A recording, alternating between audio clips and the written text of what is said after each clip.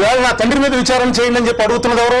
జగన్మోహన్ రెడ్డి గారు అడుగుతున్నాడు. ఆయన తండ్రి మీద విచారణ ఆయన వేసుకున్నాడు. అక్కడే నీ గిల్టీనెస్ బయటపడుతుంది. అంటే తప్పేలా చేస్తే నా తండ్రి చేశాడు తప్ప నేను కాదు అనేటువంటి మాట జగన్ గారు చెప్తున్నాడు. రాజశేఖర్ రెడ్డి గారి పేరు నిజానికి సిబిఐలో లేకపోతే జగన్మోహన్ రెడ్డి గారు ఈ కేసులో నుంచి బయటపడటం చాలా కష్టము అని తెలిసి రాజశేఖర్ రెడ్డి గారిని పేరును స్వయంగా జగన్మోహన్ రెడ్డి గారి లాయరే సుధాకర్ రెడ్డి అనే లాయరే పిటిషన్ వేసి మరీ చేర్పించారు. ఈ రోజు అదే సుధాకర్ రెడ్డికి జగన్మోహన్ రెడ్డి గారు అడిషనల్ అడ్వకేట్ జనరల్ పదవి కూడా ఇచ్చాడు.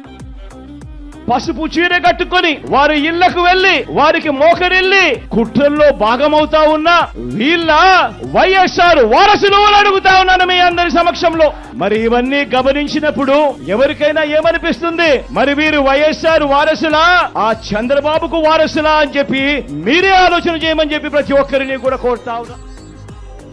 చిన్నానకు రెండో భార్య ఉన్న మాట వాస్తవం అవునా కాదా? ఆ రెండో భార్యతో తనకు సంతానం ఉన్న మాట వాస్తవం అవునా కాదా?